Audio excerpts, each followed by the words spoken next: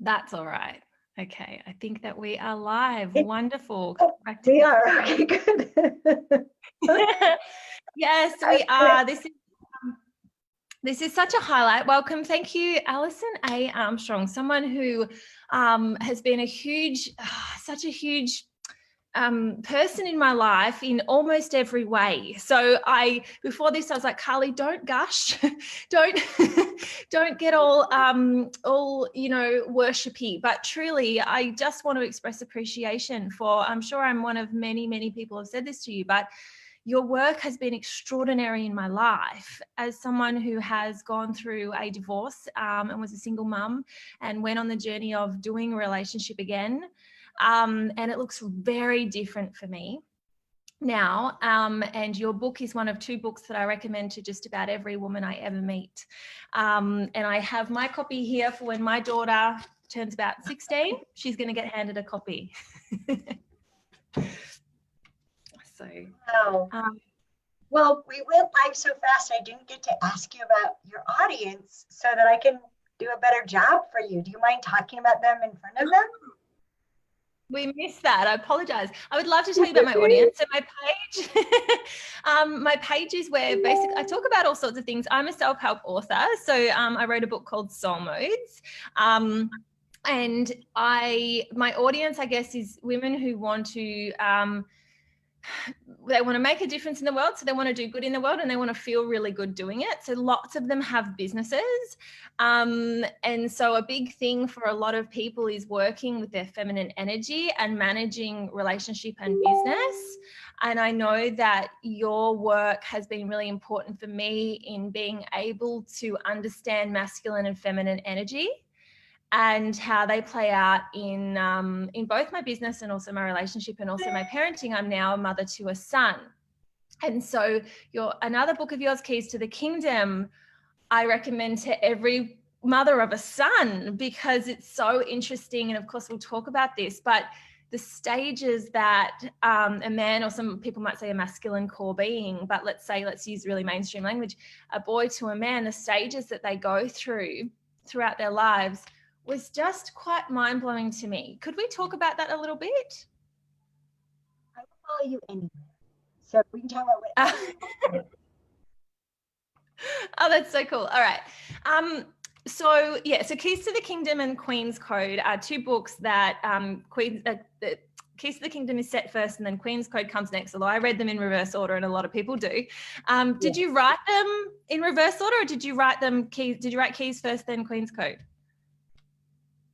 Well, you got it right without knowing it. I conceived of the Queen's Code in 1992, and I didn't know how to write it. And we started our workshops in 1995 so that my students could teach me how to write it, right? That communicating with them would work it out, right? And because I wanted to write a book that would not just tell women about men, but would transform the way women relate to men. And what I didn't know is that it would take 15 years for me to figure out how to write it. Yes. So in between, we'd done so much work with the stages of development and people loved it. And it was time, I'd been pregnant with that for so long. And so I wrote Keys to the Kingdom knowing that the Queen's Code was its future, right? So it was really a prequel, right? It's all was kind of cattywampus. And so the 4 characters in Keys to the Kingdom, of course, expands into 8 characters in the Queen's Code. And I didn't know that was going to happen. It sounds strange, but they did that. So for me, the characters actually, they appear to live in some other dimension. And for both books, what shocked me, sat down to write Keys to the Kingdom, had an outline and everything. And then this screen opened up. It's about right here. It's like right here. The screen opened up and this movie started running. And Mike talks like a cowboy. What the heck? Right? In his own head, like he thinks he's a cowboy. I didn't know that until his voice came through. right? And I mean, there's so much I did not know. And I would just type as fast as I could, and until I was exhausted, I could do no more. And then I would go have dinner with my family and go to bed and get up in the morning and look at this mess. It was just this mess because I was not quite the typist. And so I would clean up the whole mess and get it like all straightened out and readable to other people. And by the time I was done, the screen would open and the movie would just go from that point. And I did that for well, it's going to sound really weird. There are people who work on books for years. It was about 10 days, just day after day after day doing that. Yeah, until it was all out. And yeah, it's crazy. And then I didn't know. I had no idea for the Queen's Code. I did all the official stuff, right? A book proposal and bidding on it, and a formal publisher, and the chapters all lined out, and did the whole thing. And then when I sat down to write it, the screen opened up. They just whoop, and they like Jack. Literally, I saw Jack for the first time in the elevator. And like just like in the book, like there he is going up the elevator and he's got a toothpick in, and what the heck about the toothpick? And um, it's magical. It's a magical thing. I open the book and I read things and I don't remember writing that. Some things I've learned so much from Claudia. Um, I laugh, I cry. The table in Keys the Kingdom, I didn't know what it looked like until the day that Karen saw it. Oh, I've got goosebumps everywhere. Yes, I'm not kidding. I'm not kidding. And Kimberly's chair, I didn't know what it looked like again until, Karen was talking about it, but not saying anything about it. I didn't see it till Kimberly did. And so made the bench, Bert's bench in Keys the Kingdom. I didn't see it. I didn't see it until Claudia and Karen did. It's wild. And the sequel to the Queen's Code, I check in. So how you guys doing? And they show me. They show me what's happening. So it's going to be probably another year before I write the sequel, but I'm pregnant with it. I was about to fall off my chair. I was about to go, there's another book that have I not researched? Wow, there's another book coming. I think I just got a wave of all these women watching going like, there's another book. Oh my gosh. It was going to be one of my questions was if you were to write another one in this, now in 2020, what would it look like? So it's a continuation of the story. It is. It picks up. Sorry, when I checked in one day to see what was happening, what they showed me took my breath away.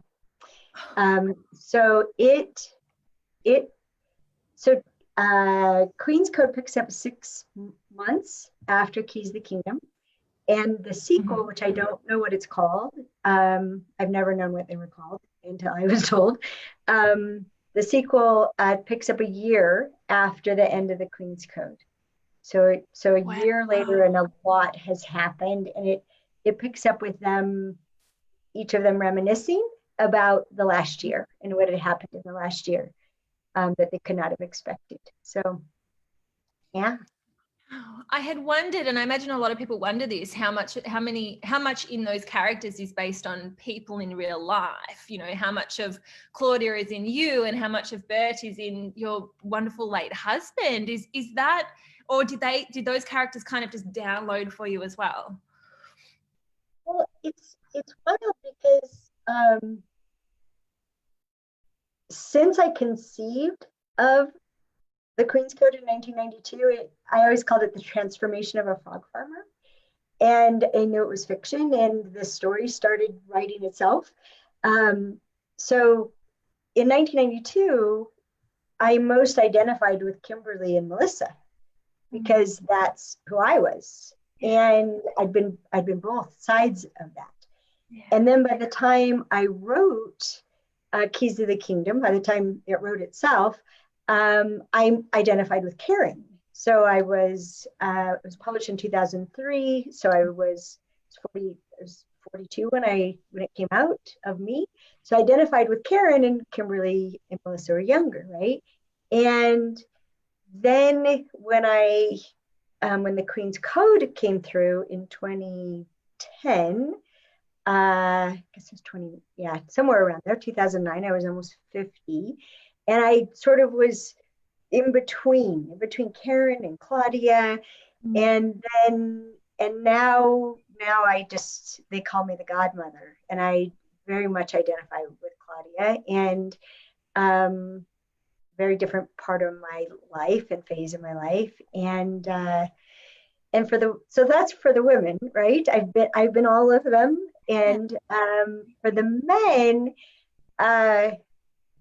Bert, so since I saw this as a movie, right, I always wanted it to be a movie.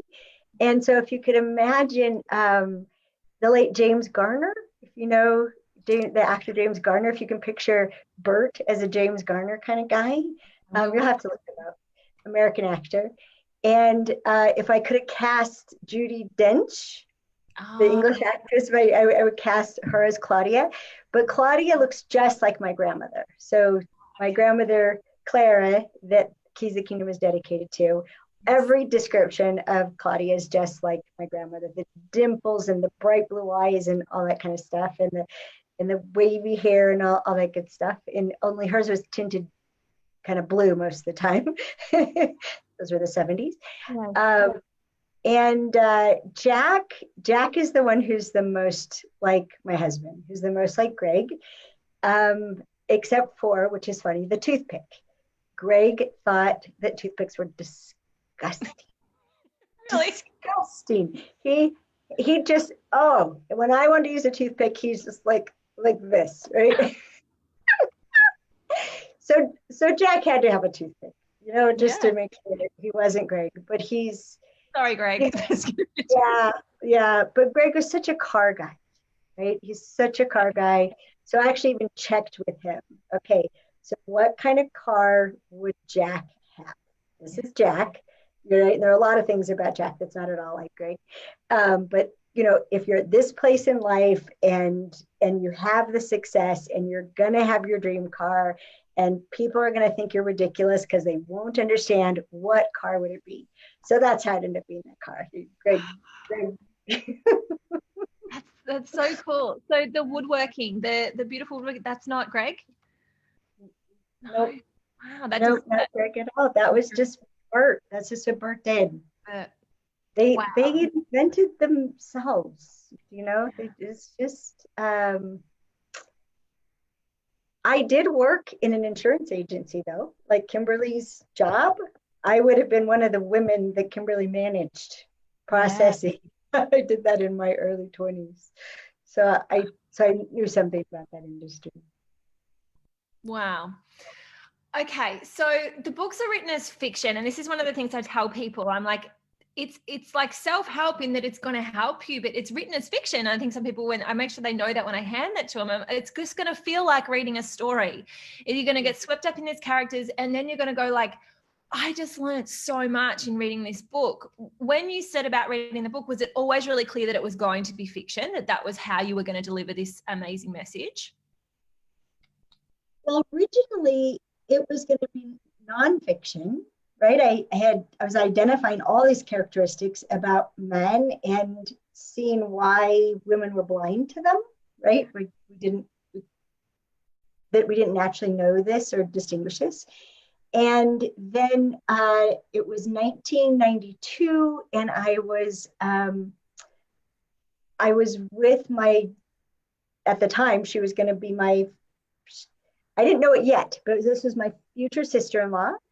And I'd already noticed this dynamic between her and Greg's other brother, and I was trying to help. I was trying to help because I was watching her emasculate him. I was watching her not admire him. I was watching all this friction, this competition between them. And I knew he was a king. And so I was trying to tell her about the stages of development, and she wasn't listening. She wasn't listening. And then I started telling her this story that I made up with a friend called The Princess and the Swamp Rat. And it's really a dating story. And so I started telling her about The Princess and the Swamp Rat, and all of a sudden she was riveted, right? And we were shopping at a whatever, an open, 4th of July, right? Where they set up all the booths, and we were shopping, and then her husband came to pick us up, and she's like, shh, wait. Alison has to finish this story. Oh, that's so great. And I was like, okay, the book has to be a story. And then the next morning we were driving back from Oregon to California, and I was writing the story on the back of a paper bag on the ceiling of the car. Oh my gosh. It just started, right then. Crazy, huh? Yeah. Crazy. That's my life. It's fun. I have a very interesting life in that way. And same thing happens, like our online curriculum. Our online curriculum was made by filming live workshops and then cutting them in with me interacting like this, in fact, from this studio. And when I was editing the live workshop footage to create the online curriculum, there were things that I call her that Alison. There were things that Alison was teaching that I didn't know. Wow. Yeah. So I'm watching the video of that Alison going, oh my gosh, that's true. I didn't know that.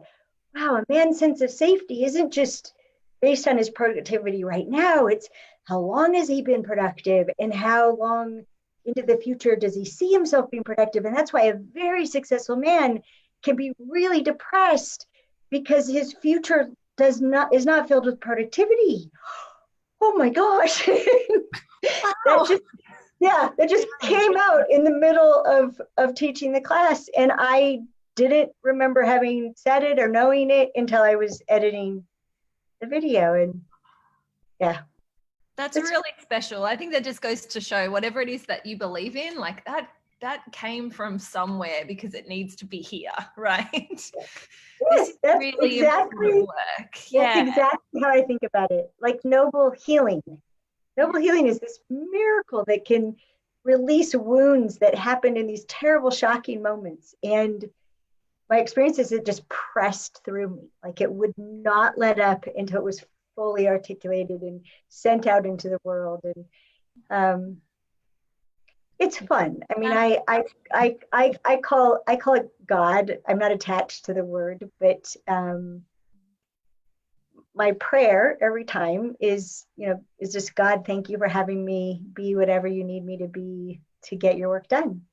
And then all these things show up that are not part of my personality, or like most people don't know what an introvert I am. I can relate. I can definitely relate to that. And leave me with my computer writing my books and my posts, and I'm happy. Yeah. I've been alone all but 7 days, I think, in 2.5 months. I've been home alone. Wow.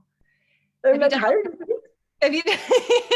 I can relate. I've got little kids though, so I'm not alone very much. So the stages of development is so fascinating to me. I'm with a man who's 20 years older than me. So the man I was married to and the man I'm with now are in two different stages of development. And we often hear, particularly in the business world, we hear people kind of reference your work and talk about king, and we want to find our king and all of that. And so I guess I'd love to touch on that a little bit around the stage. What are the stages of development for that? I think a lot of people who are here right now have read the Queen's Code but haven't read the Keys to the Kingdom yet. I think some people don't know. I'm like, there's another one, you've got to read that one too. So if we could touch on that a little bit, because I think one of the questions I wanted to ask you was, what are some of the most important things for us to know about men? And I know for me personally, there are probably, 50 things that you've taught me that are important about men. I think the stages of development is really interesting, but I'd love to know, what are the most important things that you believe we need to know about men so that so the world can be better. I realize this is your life's work. I'm asking you to summarize. To pick out of almost 30 years of studying creatures Yeah. that in the beginning I thought had no souls, and now just, oh my gosh, I would never want to live without them. Well, may I talk about some things that aren't easily gotten just out of the Queen's Code or Keys of the Kingdom? Can I give out this stuff? Yeah, because I know a lot of people watching here have definitely read the Queen's Code. Everyone's messaging me going, this is so exciting. Yeah, that would be amazing. Yeah. Okay.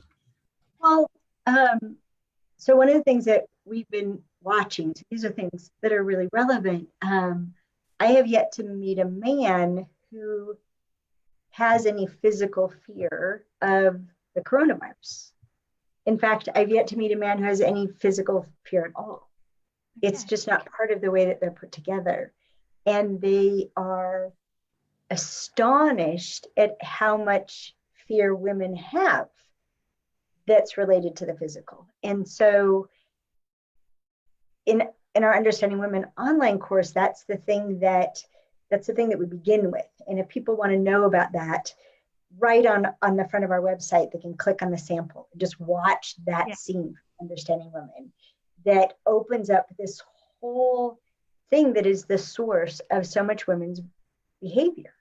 And women's behavior is confusing to men because in what we called in the Queen's Code masculine and feminine, we now call hunting mode and gathering mode.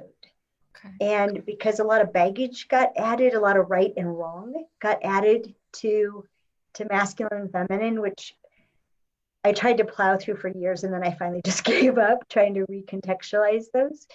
And so women, both women and men, can be in this mode that's created by having a specific goal or intention or destination in mind, and that creates a whole mindset and relationship to emotions and perception and information that's screened in and screened out, and the way we speak and listen, and even how we move our bodies. And then in gathering mode, which is open to options and possibilities and alternatives. And if you think about, as a woman, when we're really shopping, right? We're not hunting for anything. We're just shopping. We're just going to the meadow and seeing what's there. Oh, what do they have today? Right? And that sense and that connectivity that it creates to everything. And we literally, our vision is different, our hearing is different, how we process information is different, our relationship to our emotions is different. Everything is different, and we move our bodies differently. Yes. And the thing that women and men don't know about women and men is that they're always trying to do what works. Right? They're organized around being effective. And we're confusing to them because what's effective when we're in gathering mode is not effective in hunting mode. And what's effective in hunting mode is not effective in gathering mode. And most men spend most of their time in hunting mode. So when we're in hunting mode, they can kind of sync up with us better. So in the workplace, we have the most chance of things going well when we're both in hunting mode. Okay. When they're in hunting mode and we're in gathering mode, we're glorious and mystifying and aggravating to them because nothing works. And then they might find something that works, like maybe they learned something from our old audio on, Audible, and iTunes has an Understanding Women audio from way back that's just about gathering mode. So they'll do something like that and it works, but then the next day it doesn't work. And they don't understand, why does something work part of the time, right? Everything should work all of the time.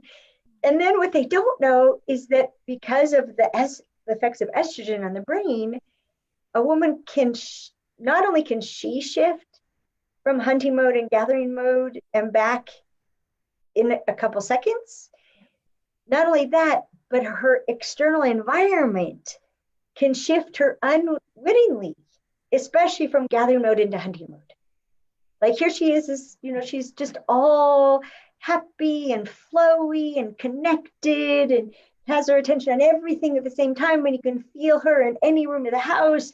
And then all of a sudden she's like, where is that? What did you do? Did you get it? Yes. Right? Right? And it's so confusing to them because they want to do what works, right? And they just don't understand. And then it's confusing to us because we end up walking on eggshells, right? Because we can see the irritation in their face, we can see the frustration in their face, and we don't know how we caused it, right? And we're pretty sure we did, though. Oh, what did I do wrong now, right? So so that would be something, just to know that neither men or women are simple. We're complex creatures. And when men are in gathering mode, men are typically in gathering mode. Really creative men tend to spend more time in gathering mode. All men spend some time in gathering mode. It's usually when they're what I would call at play. So it's not at rest, like watching television at rest. It's when they're at play. And we fall in love with them, right? We fall in love with them when they're connective, right? And open and all, right? So we fall in love with them then, but we fall in lust with them when they're in hunting mode, right? So all that strength and brilliance and intensity, right? Yeah. Very tricky. It's very, very tricky business. So it's this dance. Yeah. And so that's one thing. I do want to say or ask anything about it. I have a couple other things I would point to. Yeah, no, I love that. It so aligns with, I talk about motivation cycles. I talk about women particularly. And I love how your work has fed into that so much for me, and understanding sort of the creative chaos of the feminine, and working with that, and realizing it's an extraordinary superpower, but also that we can't expect ourselves to be like that all the time or the same all the time. And for the beautiful masculine core beings who love us, it's like I can't quite figure you out. So I think I know part of my work is around helping demystify a little bit of that. So your work has been so it's such a huge part of that for me. So thank you. I loved hearing that. It was really important for me. But yeah, I would love to know, you said there was something else that you wanted to share as well that's not easily taken from the books. It wouldn't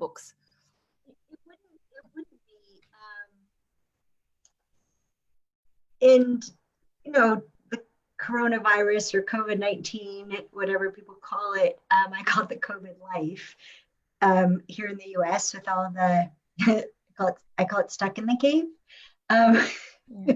And I mean, I'm lucky where I live in the country. I can go for a walk in the countryside. And so I get to get out a lot. As much as I want, I can be out and not encounter hardly anybody. And but because of the differences in the way estrogen and testosterone shape the brain and the awareness that it gives us, one of the ways that it's really messing people up is that when a woman is in gathering mode, she notices everything. Everything is impressing upon her consciousness. And so what it means is that, and everything is tied in, I assert to ancient existence. So for example, if something's out of place, right? So imagine you go into your favorite meadow, you're a cave woman, and you go into your favorite meadow and something's out of place.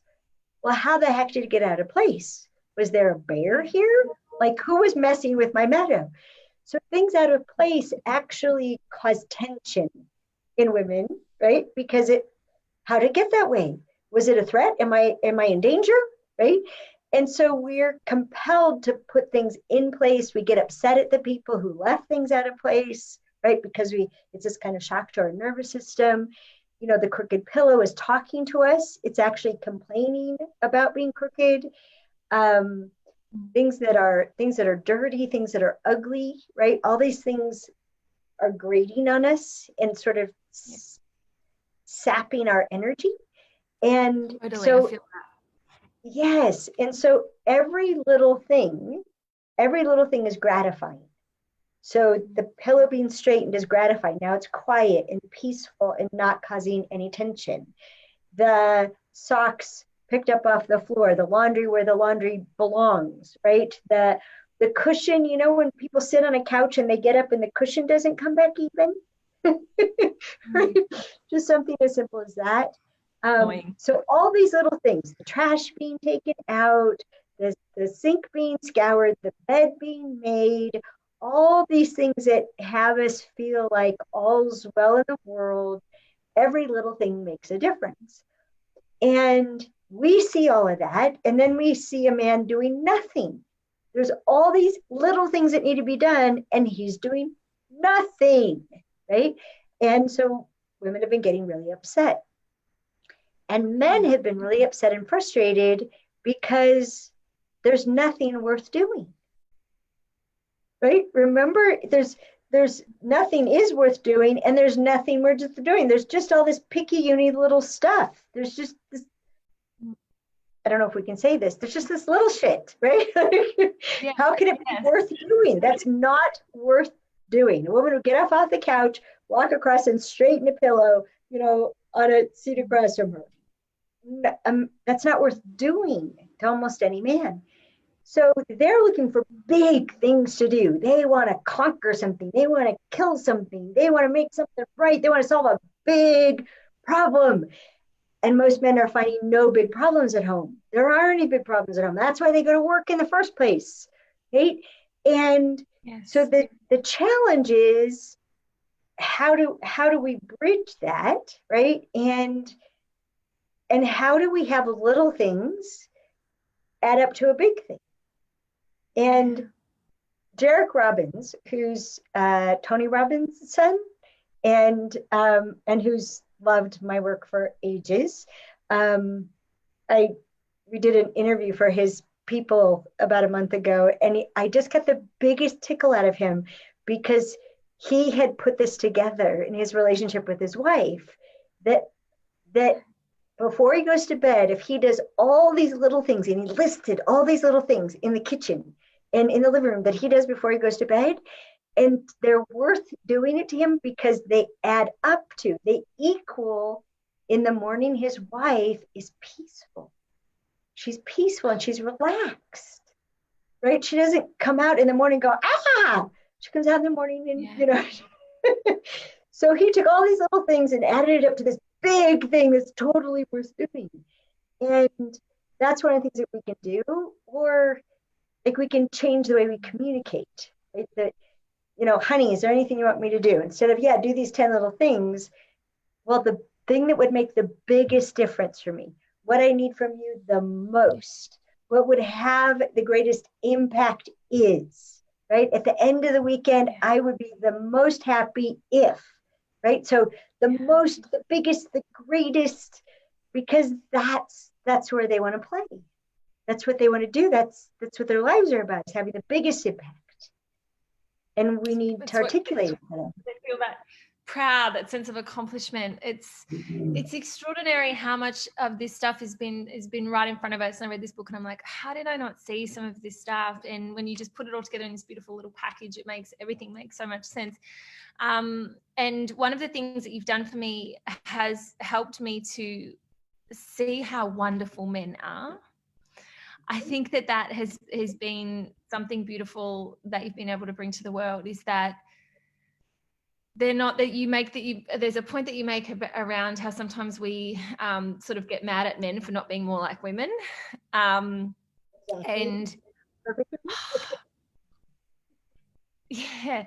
And it made me really excited to be raising a son, and particularly in Keys to the Kingdom. And I wanted to ask you a little bit about, for the mothers raising sons, what are maybe some of the things that we, again, might be bigger than what's in the book, but or external to what's in the book.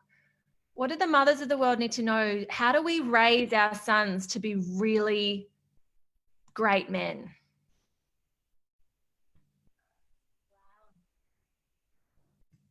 Well, something I've never written about was uh, when my son was born in 1988. So before I started studying men, before I found out I was a frog farmer, I was really, really mad at his dad. Yeah. I'd been in labor for gosh knows how many hours it was. It was almost I think it was 21 hours by the time Jeff was born. The Olympics were on. Uh, his dad was just watching the Olympics and completely missing the contractions and doing the part he had trained for. And I was so angry, right? And then he was tired, so he went home after Jeff was born. He like didn't ask for a bed and stay the night. He didn't want to make sure he had plenty of time holding his son. He just was tired and went home. And we never had a good marriage, but boy, that was a capper. And I was just mad. I was so mad at him. And so I made this promise to my son. I promised that I would raise him in a way that he would have brilliant relationships with women. This is what I told him.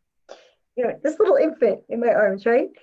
And at the time, what that meant was I was going to carve the man right out of him, right? I was going to make sure he didn't grow up to be a typical man, right? He wasn't going to grow up to be anything like his father. Oh, angry, angry, angry, hurt and angry, so hurt, so angry. And in the Queen's Code, when Kimberly talks about, you know, just being sure she didn't have the Princess Grace gene, that is definitely me. There was what was wrong with me that my husband didn't pay attention to me in all the ways that I wanted. So in 1991, 6 months after I started studying men, a beautiful woman, her name was Ellen Hurst, and she's the only woman who could have done this because she's the only woman whose life I envied, the only woman whose life I wanted, right? She was powerful. She made a difference in the community. Her husband adored her. He was still courting her. They had two children, you know, who were early teens. She had a garden. Oh my gosh, she had a garden. On top of everything else, she had a garden. Right? All these things. She had the have it all life, right? And she was the one who called me on emasculating men. She was the one who pointed out to me all the ways she'd seen me emasculate men. And she said, you even do it to Jeffrey. That's my son's name. You even do it to Jeffrey. And he was not quite 3 at the time. Yes. She pulled out the big guns because as she was pointing out all the ways I emasculate men, I was like, oh yeah, I remember that. That was a good one. Oh yeah, that really worked. Right? I'm like, of course, this is what we're supposed to do. We're supposed to emasculate men. Oh yeah. And then when she said, you didn't do it, yeah, I thought it was my job, my duty. You know, we don't want the world ruined by runaway testosterone. So I got to keep these guys in check.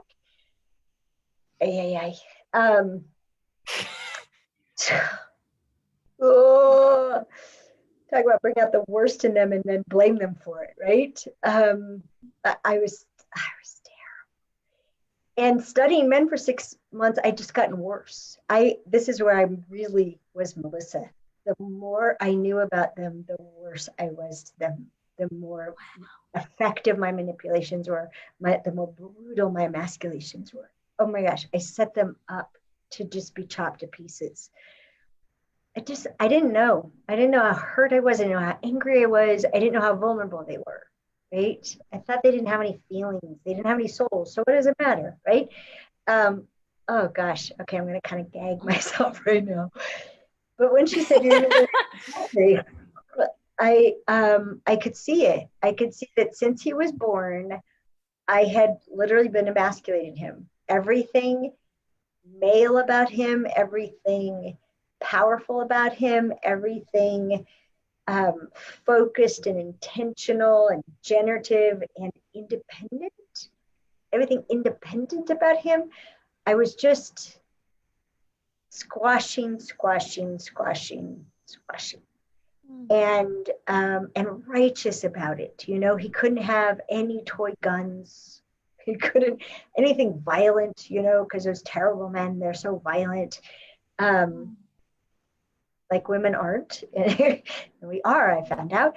I mean, I was very full of myself about it, and but Ellen got to me.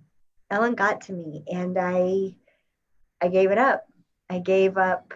I just gave it up. Period. I didn't even just give up the right. I just pledged to give it up and find a new way to live with men. And I was shocked. I was shocked because I thought if I learned how to bring out the best in them, that would be the key. But the moment I stopped emasculating them, how they related to me and behaved towards me and with me was better than I thought they would after I figured out how to bring out the best. Wow. All I did was stop bringing out the worst. Yeah. It didn't do anything good or kind or appreciative. I just stopped emasculating them in all the ways that we distinguish in the Queen's Code. And they blew my mind. And my son, who'll be 32 in a few months, when Greg died almost a year ago, his stepfather, he came and lived with me for a month and just took care of me. And in so many ways, you know, from making sure that I ate to holding me while I sobbed in his arms. And he's actually going to be here in a week to stay with me for the week that's the anniversary of Greg's passing. Not knowing what that's going to be like for me, he's just going to come and be here for me. And he's a strong man. He's an honorable man. He's truthful. He's very truthful. He's very straight with women, even telling them what they don't want to hear. And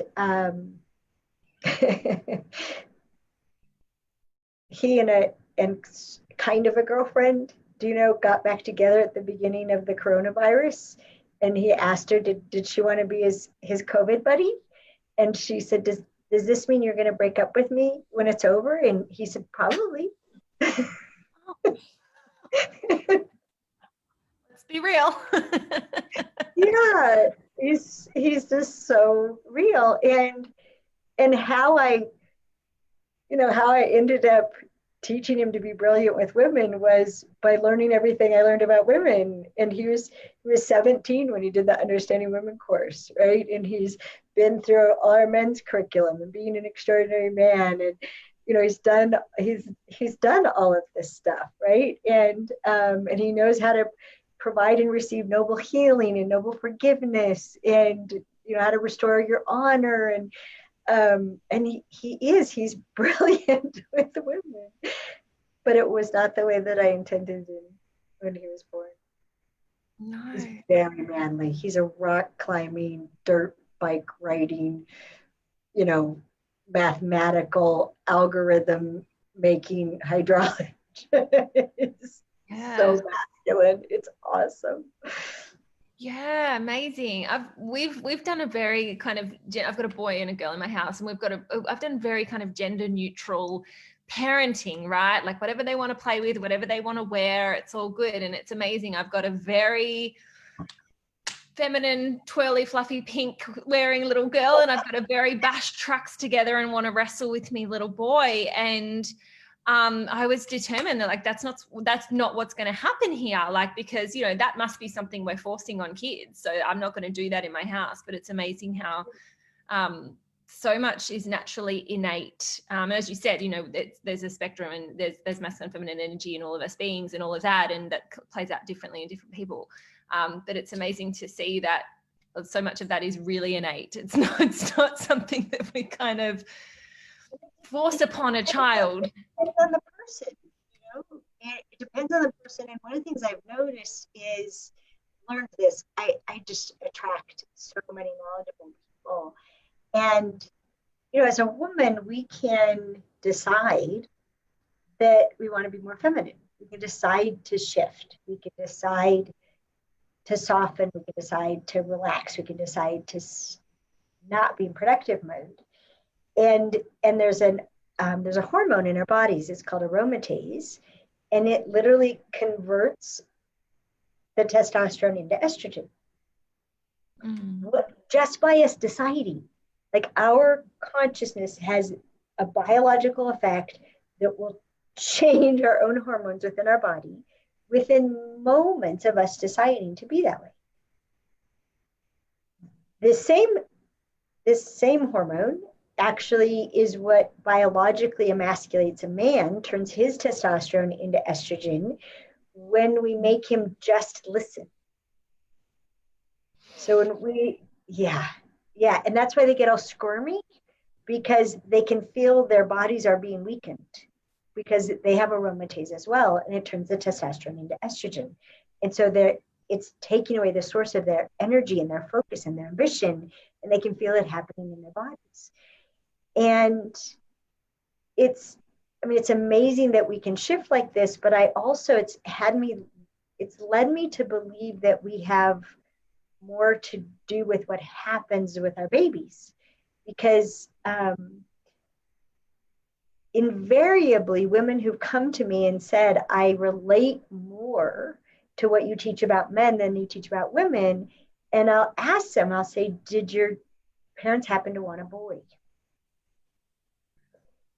100% of the time, the answer has been yes. And when I was pregnant with my youngest, I wanted a boy so badly. I thought that my husband needed a son, right? He didn't want, he had decided I needed 2 girls. He did not want a son, but it's instinctual, right? You produce a son and you don't get your head cut off, right? When Jeff was born, I thought, good, I can do anything I want, right? I've delivered the heir, I can do whatever I want. So I was really, really intent upon having a son. And Olivia, of course, is not a son. But until she hit puberty, she agreed that if I interacted with her as if she were a boy, things went much better. Because she was completely focused, completely analytical, results-oriented, very little girliness, right? Very little emotion, there was no scattered, right? Could we finish this topic, please, before we go on? Right? And then when she hit puberty and the hormones just took everything over, she was baffled. She was horrified by the strength of these emotions that she'd never experienced before. And fortunately now she's in her 20s and she's come to this lovely acceptance of these parts of her nature, right? She's a scientist, and she's fully a woman who loves her body, and she had it all worked out. But I really think we end up having more to do with their inclination, right? Than we even know, for whatever it's worth. I'm hoping somebody needed that. Yeah. So often the case, isn't it? We say a thing, we're like, someone out there needed to hear that. Someone needed that. I've never talked about that before. Someone needed that. We are just about, I don't want to take up too much more of your time. We have 85 comments, so I'm definitely not going to read them all. Hi, all 85 of you. And so I guess my question was going to be about the next book, but it looks like all we need to do is keep an eye out for that. But I'm not sure some people realize that you have all this online curriculum. So understandingmen.com is where they should head to find all of that.